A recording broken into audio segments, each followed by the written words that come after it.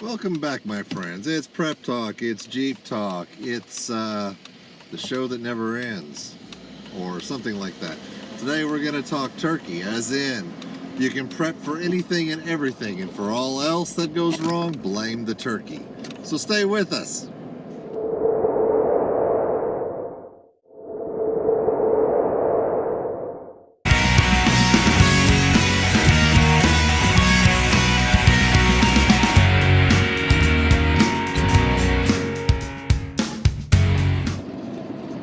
So guys, insurance has what they call act of God clauses.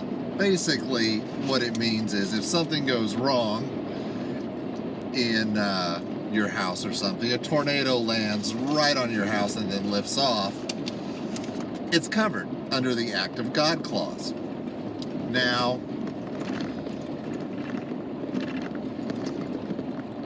for all else, blame the turkey. What do I mean? Well, Friday, Miss K had to go in for pre-op, and sorry, the ham radio cord got in the camera.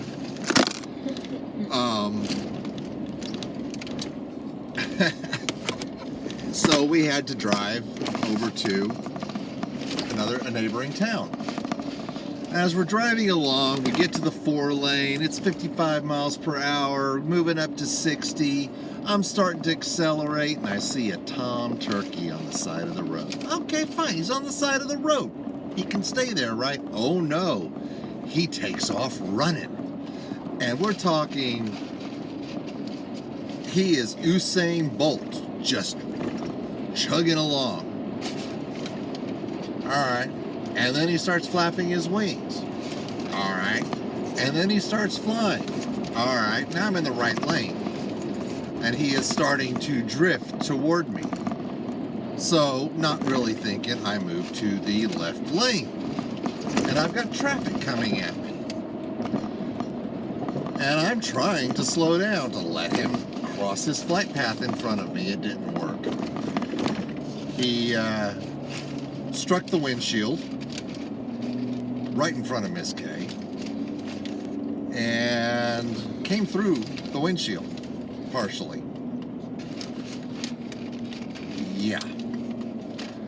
And of course, it had to be raining.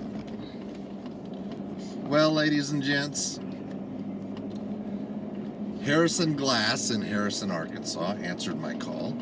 I explained the situation, that a turkey had just come through my windshield and I needed a new windshield. And they said, look, we're booked up, but we'll try to fit you in. So, yeah. We made it 30 miles into Harrison. Got there. My wonderful adopted aunt, I don't really know if she's an aunt or a sister-in-law, because her husband I've always called Uncle Doug, but he's more of a brother. Anyway, she came, picked up Miss K, took her to the hospital, and within an hour, they had us set up, fixed up, and all was well. So herein lies the lesson for the day. From now on, anything that goes wrong that you're not prepped for, anything that you did not see coming, we're blaming the turkey. Don't care what it is. Bad fuel pump, blame the turkey. Staybill went bad in the gas, blame the turkey. From now on, prep for everything you can, and for all else, blame the turkey. Now, there's a lot to talk about in addition to blaming the turkey.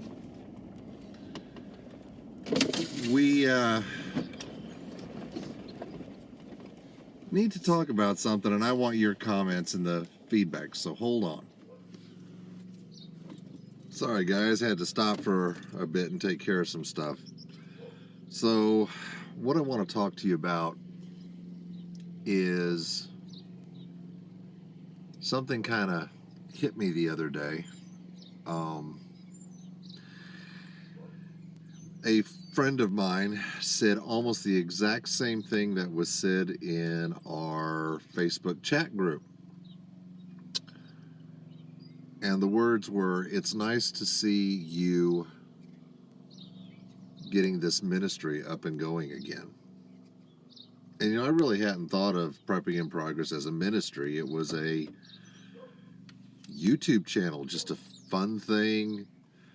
The prep talks were meant to be encouraging, and then people just started sending in prayer requests and whatnot. And every once in a while, I'd go down the religious rabbit hole. And, if I felt like something needed to be said or biblically needed to be said, or, there are a lot of ties to prepping biblically. You've got Noah was a prepper. He started building the boat before it started to rain. One of my favorite quotes that I love to use on the channel is, "Go to the ant, thou sluggard, consider her ways and be wise." And then it goes into how the ant will lay up its food for the winter.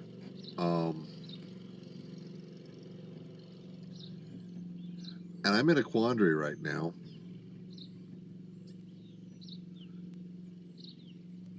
I don't know whether to start the prayer requests again. I mean, I haven't received one from y'all in a while.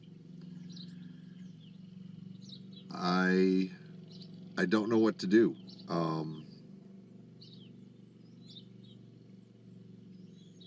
Some of you know I trained as a minister. I trained as a Seventh-day Adventist pastor in my youth. And I always felt that God put me in that major and those classes more as a Bible boot camp, because about the time I was 13, I found what I thought was my calling. I was going to be a Navy SEAL, and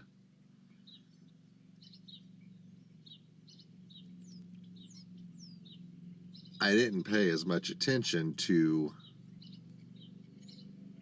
Yah and Elohim as I should have. And then it turns out I had scoliosis, and they caught it, and I couldn't join up. But for the 5 years that was all I did was swim, run, lift weights, and do schoolwork. I attended church every Sabbath. I attended a Christian college, so every Friday night I had to attend Vespers. And I got my worship credit, and I got out of there. Most of the time, I would get my card scanned, and then I would sit in the back and read a book during the service.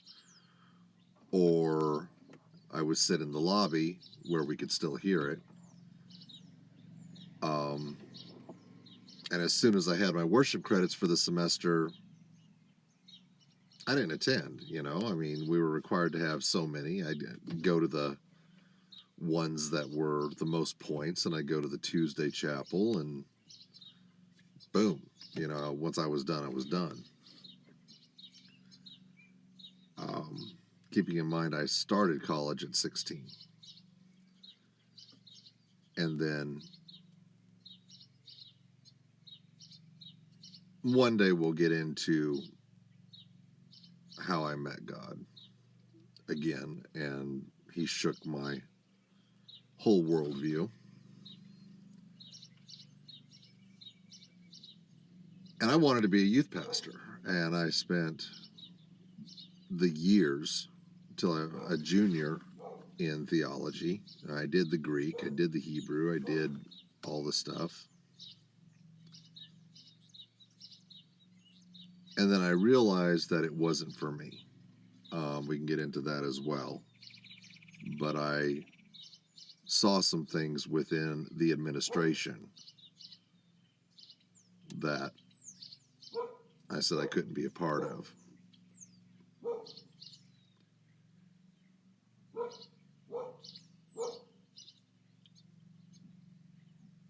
So being a pastor, being a ministry in any way, shape, or form really did not call to me.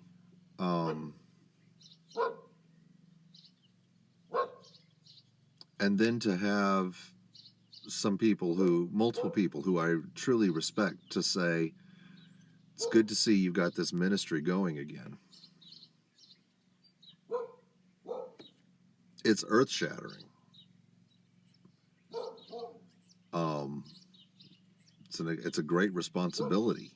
And then to look back and, NWA Prepper, hey, you got a YouTube channel? His buddy also saying, hey, you got a YouTube channel, all in the course of a day, that kind of said, hey, maybe I should do this. And now multiple people are talking about the channel as a ministry.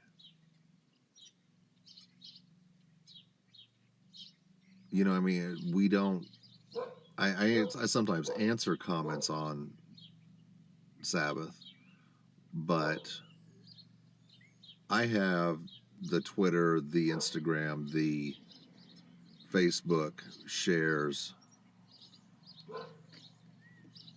and the release of the video that goes out on Saturday mornings pre-timed. It's all pre-done. I don't even log on to the computer. If I see a comment, it's on my phone, and I'll answer it while I'm driving or traveling, or out on a picnic, or spending time with my wife. If it's there, and the timing is appropriate, I'll answer. I don't know what to do.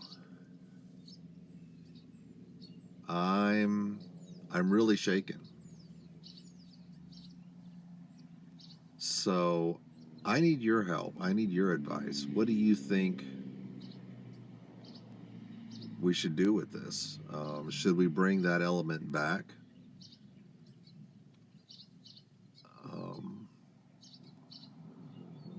I'm not saying it's completely up to y'all, but I value your input. The channel is for you. So, thanks for being with us for this prep talk. Thank you for being here. And remember, you can prep for just about anything and everything, and for everything else, let's blame the turkey. I'll talk to you later.